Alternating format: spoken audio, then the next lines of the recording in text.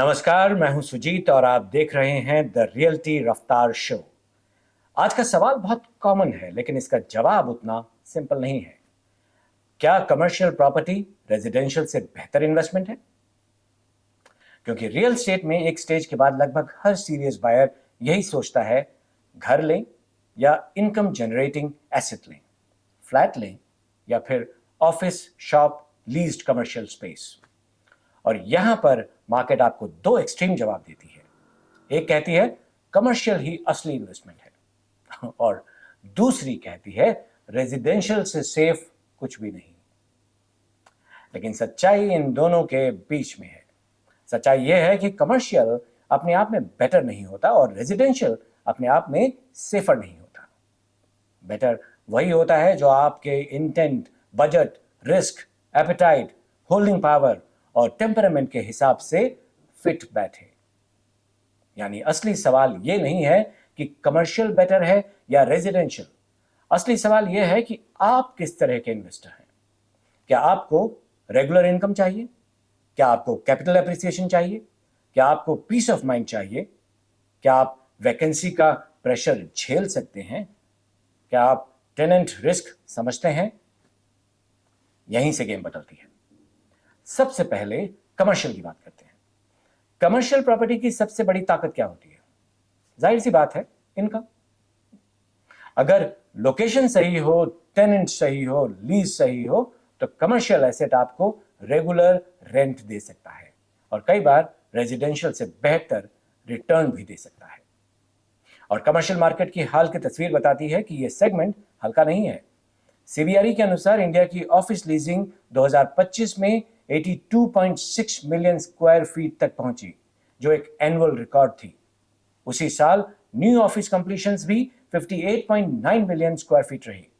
मतलब कि office market में डिमांड सिर्फ बनी हुई नहीं है, बल्कि सीरियस स्केल पर मौजूद भी है। और रिटेल साइड पर भी मोमेंटम दिखा।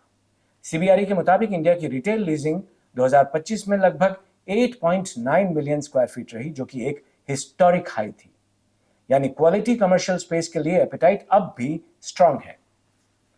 अब जरा एनसीआर को देखें। नाइट फ्रैंक के अनुसार दिल्ली एनसीआर 2025 में इंडिया का सेकंड लार्जेस्ट ऑफिस मार्केट बना रहा, with 204.1 million square feet office stock.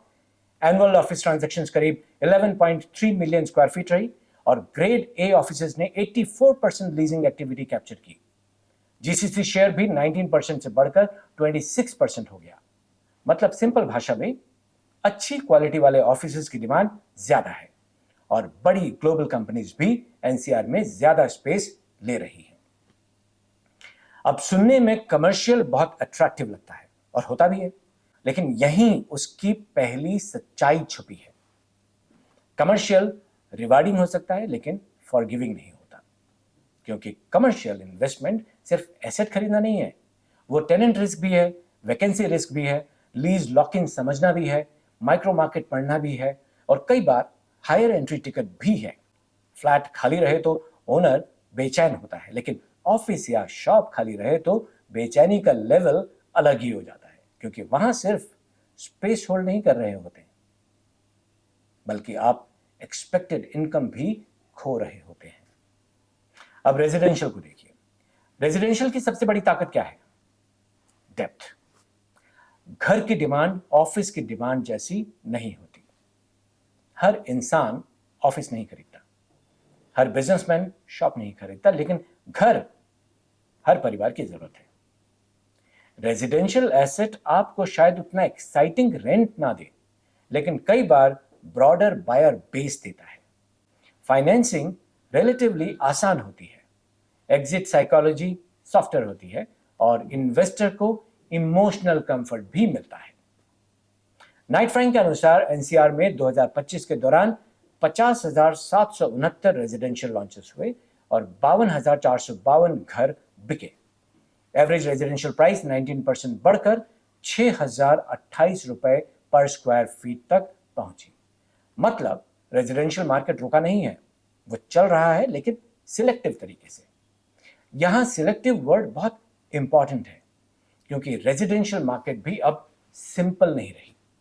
Knight Frank के मुताबिक एनसीआर में 2 करोड़ रुपए से 5 करोड़ रुपए वाला सेगमेंट सबसे एक्टिव रहा और उसने 36% सेल्स कैप्चर की, जबकि 1 करोड़ रुपए तक के घर सिर्फ 18% सेल्स और करीब 10% न्यू सप्लाई तक सीमित रहे।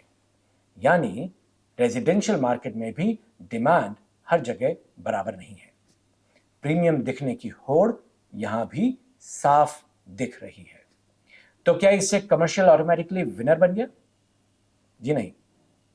कमर्शियल बेहतर हो सकता है अगर आप इनकम फर्स्ट इन्वेस्टर हैं, आप वैकेंसी झेल सकते हैं, आप टेनेंट क्वालिटी एसेस कर सकते हैं, आप नंबर्स ड्रिवन अप्रोच रखते हैं और आपकी होल्डिंग पावर स्ट्रांग है। रेजिडेंशियल आपके लिए तब बेहतर हो सकता है जब आप रिलेटिवली सिंपल एसेट चाहते हैं, आप ब्रॉडर रीसेल कंफर्ट चाहते हैं, आप फाइनेंसिंग लेवरेज लेना चाहते हैं, आप एप्रिसिएशन प्लस स्टेबिलिटी दोनों देखते हैं, या आप first serious real estate investment कर रहे हैं। यानी कमर्शियल कई बार शार्पर इन्वेस्टमेंट होता है और रेजिडेंशियल कई बार शांत इन्वेस्टमेंट होता है। कमर्शियल स्प्रेडशीट पर ज्यादा चमकता है, वहीं रेजिडेंशियल कई बार जिंदगी में ज्यादा फिट बैठता है। कमर्शियल अच्छा रिटर्न दे सकता है, वहीं रेजिडेंशियल सुकून के पल दे सकता है। जी। और हाँ, इन्वेस्टमेंट सिर्फ एक्सेल शीट का डिसीजन नहीं होता। इन्वेस्टमेंट आपकी नीड, आपकी पेशेंस और अनसर्टेनिटी सहने की कैपेसिटी का भी डिसीजन होता है। कुछ लोग हायर रेंट के पीछे जाते हैं और वैकेंसी से घबरा जाते हैं। कुछ लोग लोअर रेंटल रिटर्न के साथ भी कंफर्टेबल रहते हैं क्योंकि उन्हें एसेट फैमिलियरिटी चाहिए होती है। वहीं कुछ लोग मंथली चेक चाहते हैं तो कुछ लोग एसेट कंफर्ट चाहते हैं। इसलिए अगर कोई मुझसे पूछे कमर्शियल बेटर है या रेजिडेंशियल, तो मेरा जवाब बहुत सीधा होगा। भाई पहले ये बताइए कि आपको चाहिए क्या? इनकम, एप्रिसिएशन, लिक्विडिटी या पीस ऑफ माइंड? क्योंकि रियल एस्टेट में सही एसेट वही है जो सिर्फ आपके पैसे को नहीं, आपके स्वभाव को भी सूट करे। और अब मेरा पॉइंट ऑफ व्यू, मेरे हिसाब से कमर्शियल प्रॉपर्टी रेजिडेंशियल से बेटर नहीं है, लेकिन हाँ, सही इन्वेस्टर के लिए कमर्शियल पावरफुल हो सकता है। वहीं रेजिडेंशियल कमर्शियल से सेफर नहीं है, लेकिन सही बायर के लिए रेजिडेंशियल सेफ एंड स्टेडी हो सकता है। एक लाइन में कहूं तो कमर्शियल इनकम का खेल है, रेजिडेंशियल स्टेबिलिटी का। और समझदार इन्वेस्टर वही है जो ट्रेंड देखकर नहीं बल्कि अपने इंटेंट को समझकर प्रॉपर्टी को चूज करता है।